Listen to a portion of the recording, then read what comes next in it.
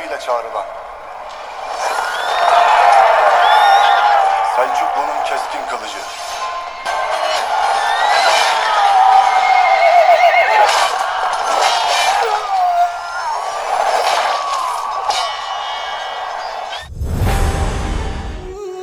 আসসালামু আলাইকুম ওয়া রাহমাতুল্লাহি ওয়া বারাকাতুহু। কেমন আছেন বন্ধুরা? আশা করি সবাই আল্লাহর রহমতে ভালো আছেন। তো আগের ভিডিওতে আমি আব্বাসী খেলাফতকে নিয়ে 7 নম্বর খলিফা আল মামুন পর্যন্ত বলেছিলাম।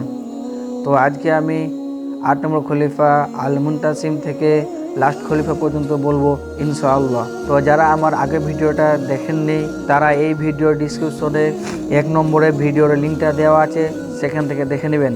তো চলেন আজকের ভিডিও শুরু করা যাক।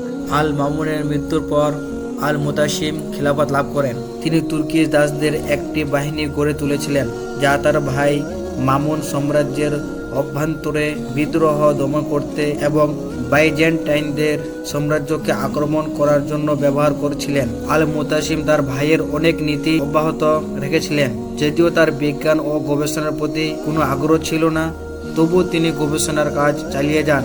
836 সালে তিনি সাম্রাজ্যের রাজধানী বাগদাদ থেকে সামারায় স্থানান্তরিত করেন। তুর্কিদের অনেক উচ্চ পদ দেওয়া হয়, যার ফলে সাম্রাজ্যের অনেক গুরুত্বপূর্ণ সিদ্ধান্ত তুর্কিদের হাতে চলে যায়। আরব ও ইরানি অভিযাত্রা, যারা সাম্রাজ্যের প্রাথমিক দিনগুলোতে এত গুরুত্বপূর্ণ ভূমিকা পালন করেছিলেন, তারা এরকম দূরে সরে গিয়েছিল। 842 সালে মুতাসিমের মৃত্যুর সময় তুর্কিরা সাম্রাজ্যের সমস্ত বিষয়ে নিয়ন্ত্রণ করছিল। এমনকি পরবর্তী খলিফা মুতাসিমের পুত্র আল ওয়াসিক নির্বাচনের ক্ষেত্রেও আল ওয়াসিকের শাসনকাল খুব সংক্ষিপ্ত ছিল এবং তার পিতার নীতির ধারাবাহিকতা ছিল।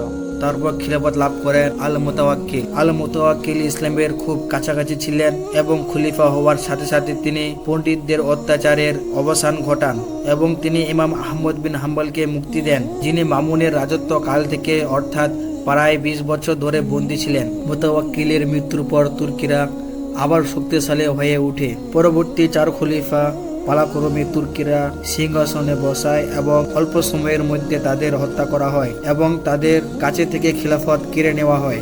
এই সময়কালকে আনারকুলি এট সামারা বলা হয়, যেখানে আব্বাসীয় খলিফাদের ব্যক্তিগত কোনো মর্যাদা ছিল না, বরং সাম্রাজ্যের চালানো একরকম তুর্কিদের হাতেই। 10 বছরের অশান্তির ফলে মিশর ও সিরিয়ার বেশিরভাগ এলাকা আব্বাসীদের হাত থেকে ফাতেমিদের হাতে চলে যায়। তো তারপর খিলাফত লাভ করেন আল মুতামিদের ভাই আল মুতাওয়াফিক। তিনি সেনাবাহিনীতে চাকরি করার কারণে তুর্কি জেনারেলের সাথে তার ভালো সম্পর্ক ছিল।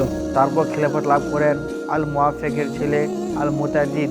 আল মুতাদিদ ছিলেন একজন উচ্চ পদস্থ কূটনীতিক। তার প্রচেষ্টায় মিশর ও সিরিয়ার ভূখণ্ড পুনরায় জয় করা হয় এবং তিনি সামরা থেকে বাগদাদে সাম্রাজ্যের রাজধানী স্থানান্তরিত করতেও সফল হন। তার মৃত্যুর পর তার 3 পুত্র সিংহাসনে বসেন, কিন্তু আব্বাসীয় সাম্রাজ্য এখন শেষ হয়ে গেছে। আল রাদির যুগে আসল ক্ষমতা আব্বাসীয় সেনাবাহিনীর কমান্ডো ইন চিফের হাতে থাকে, যিনি এই সময় আঞ্চলিক গভর্নর আব্বাসীয় আদালতে অভ্যন্তরীণ বিরোধের সুযোগ নিয়ে স্বাধীনভাবে কাজ করতে শুরু করে এবং প্রদেশগুলোর উপর তার নিয়ন্ত্রণ জোরদার করেন এবং বাগদাদে টেক্সট প্রদান বন্ধ করেন। 22তম খলিফা আল মুস্তাফির এর শাসনকালে আব্বাসীয় খেলাফত প্রায় শেষ হয়ে গিয়েছিল এবং পরবর্তী খলিফারা কাঠের মূর্তির মতো হয়েছিল, তাদের হাতে কোনো পাওয়ার ছিল না এবং এইভাবে ইতিহাসে প্রথমবারের মতো আব্বাসীয় সাম্রাজ্য অন্য সাম্রাজ্যের অধিকারী হয়ে ওঠে। পরবর্তী বেশ কয়েকজন খলিফা বুইয়া শাসকদের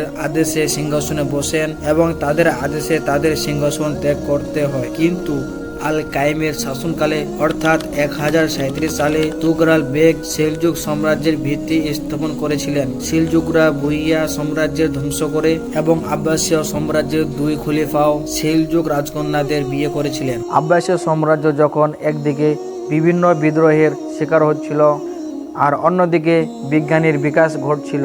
সায়েন্টিস্টদের মধ্যে আল ফারাবি ছিলেন ইসলামিক ফিলোসফি। তিনি জ্ঞান অর্জন করেছিলেন অধিবিদ্যা, রাজনৈতিক দর্শন, যুক্তি, সঙ্গীত, বিজ্ঞান, নীতিশাস্ত্র ইত্যাদি। আরেকজন হলেন ইবনে সিনা এবং পশ্চিমীরা তাকে আবিসিনা নামে চিনেন। তাকে father of yearly modern medicine বলা হয়। তিনার আগ্রহ ছিল চিকিৎসা বিজ্ঞান, দর্শন ও অধিবিদ্যা, নৈতিকতা, যুক্তিবিদ্যা, ধর্মতত্ত্ব, কালাম বিজ্ঞান, গণিত, পদার্থ বিজ্ঞান, জ্যোতির্বিজ্ঞান ইত্যাদি। সাইন্টিস্টদের মধ্যে আরো একজন হলেন ইবনে আল হাইসাম, যাকে ফাদার অফ মডার্ন অপটিক্স বলা হয়। আর একজন হলেন মোহাম্মদ আল ইদ্রিস, যিনি ছিলেন কার্টোগ্রাফি ও জিওগ্রাফি। তিনি সর্বপ্রথম পৃথিবীর ম্যাপ বানিয়েছিলেন। এইভাবে একের পর এক খিলাফত লাভ করছিলেন, কিন্তু তাদের হাতে পাওয়ার ছিল না। উমাইয়াদের কাছ থেকে ক্ষমতা গ্রহণের প্রায় 600 বছর পর 1258 সালে মঙ্গলরা বাগদাদে অবরোধ করে হালাকু খান এখানে এমন ধ্বংসযজ্ঞ ঘটিয়েছিলেন যার নজির ইতিহাসে নেই।